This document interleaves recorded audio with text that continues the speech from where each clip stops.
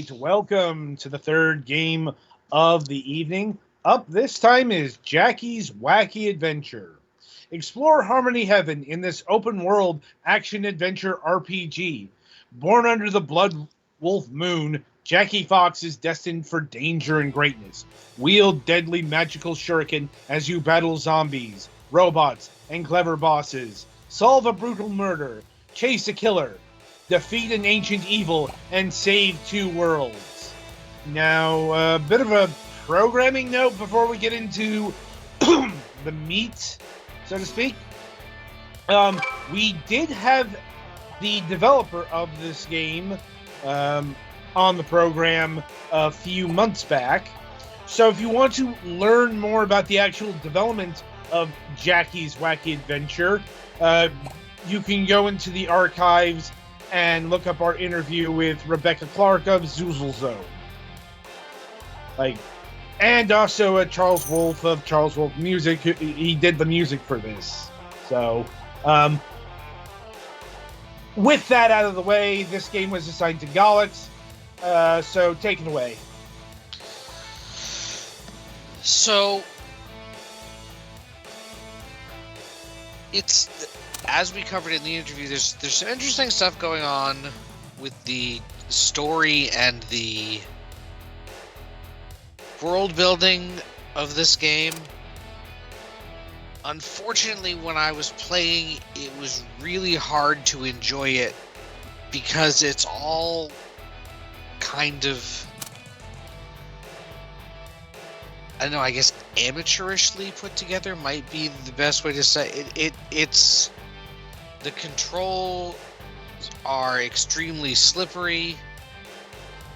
The tooltips that pop up whenever you're doing something don't go away by themselves a lot of the time, and there's a little bit of an inconsistency on what you need to click to get rid of and what you don't.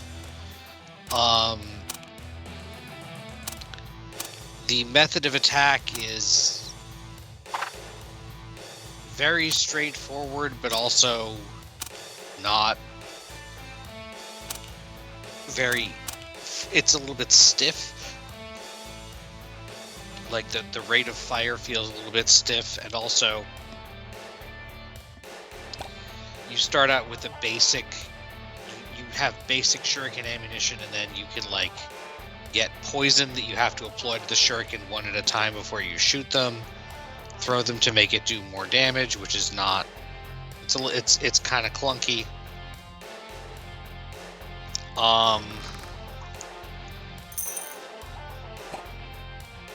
The art style feels a little bit inconsistent between some of the different characters.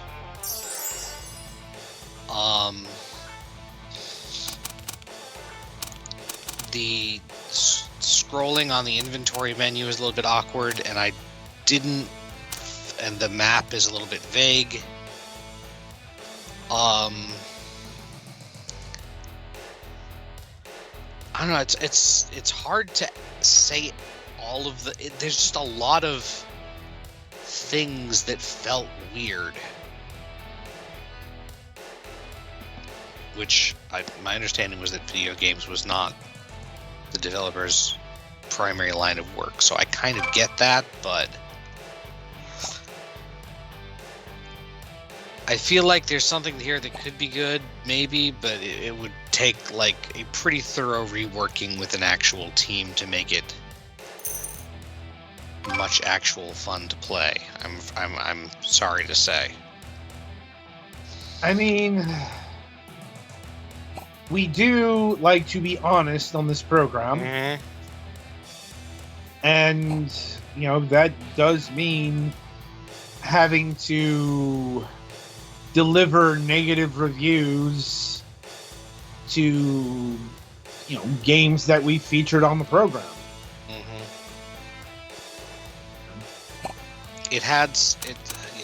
I mean, also, I was very. I'm not sure when the actual. Oh yeah, another thing is that really jumped out at me is that the loading screen seems very amateurish. like now loading more awesome content. That's nice, but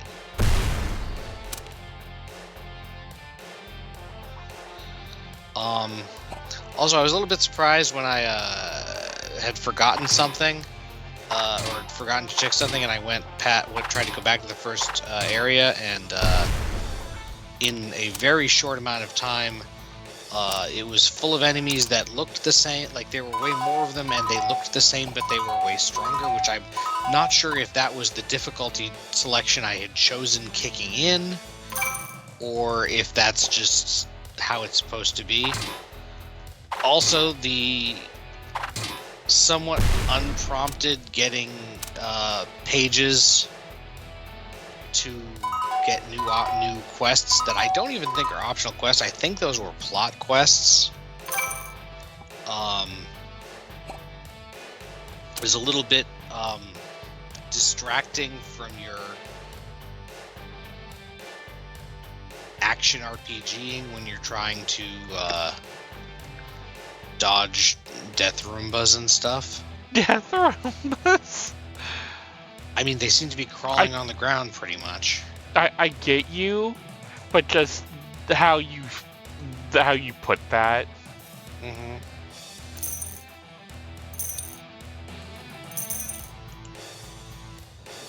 Like, I can appreciate the like ninja, the over-the-top nature of, you know, Ninja Cop Fox investigating potentially supernatural and also legal things in a, I mean, they literally call it Toontown, so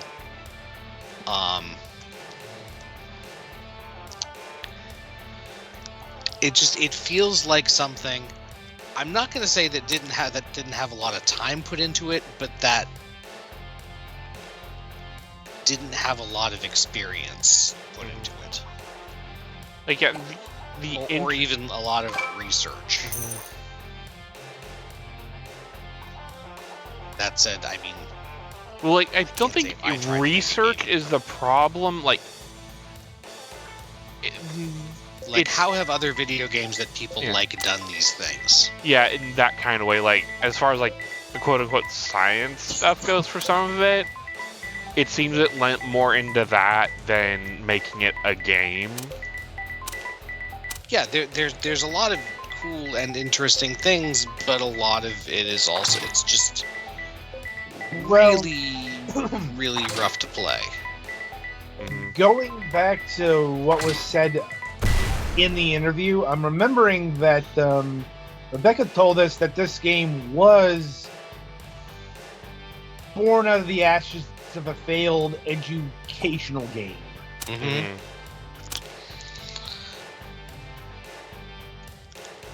Which, okay, but also, I don't think that being educational should be an excuse for like, I understand that it often is at least a reason for it, but there's no reason that educational games can't also like play moderately well. Yes, the age-old question from, you know, the 90s.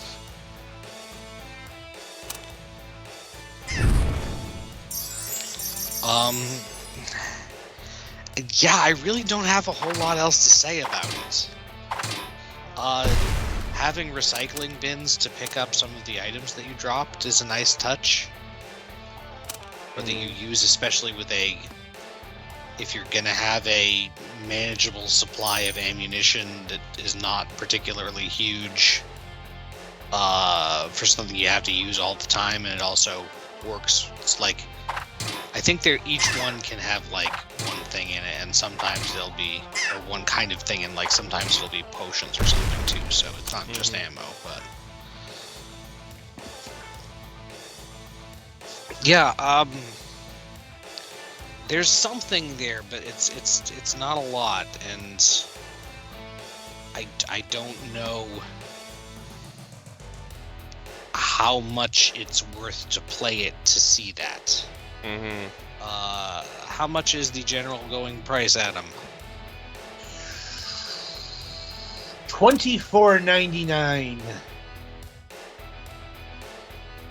Well, based on how long I was able to play it, I don't think I would recommend that. Although, it's possible that the game is actually long enough to kind of justify that, but also, just... if you're considering it at any price, you have to understand that the controls are gonna be jank, and well, it's also if modulating your speed with the scroll wheel is just not good. you can also, it also has what, RTYU or something like that, yeah. sets it to like sneak, walk, jog, and dash or something like that.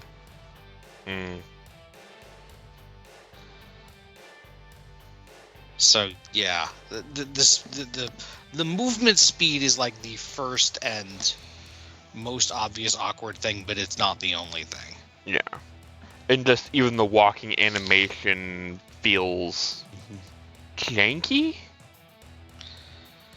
Yeah, it feels more like a demonstration of concept than an actual full game.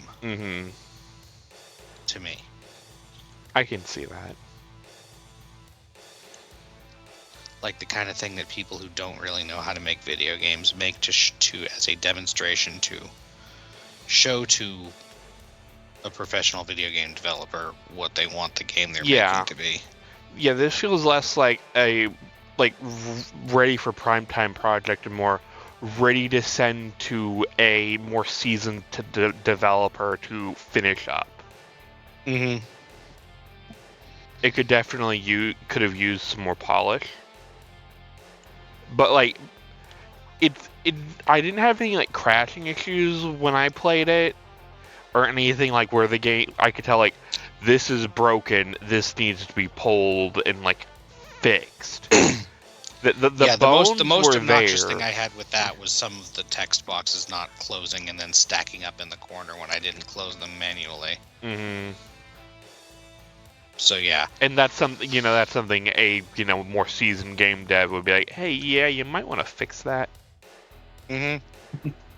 So yeah, it's not broken, and I don't know how much I can actually recommend it to people who don't actively enjoy games that are difficult to play. Yeah, and it's one of those things that it's not like god awful wretched. But it's definitely not something that I could see myself coming back to unless I see, oh, they have a big update, I might poke at it again. But like as far as like, if I'm scrolling through my Steam library, this isn't going to be the first thing I grab on a bored Friday night. So yeah, I think that's about what I have to say about it. Okay. I think we are just about done with this then. Okay. All right. So yeah, that'll about do it for this game. Be sure to tune in after the break as we review Noxia Somina.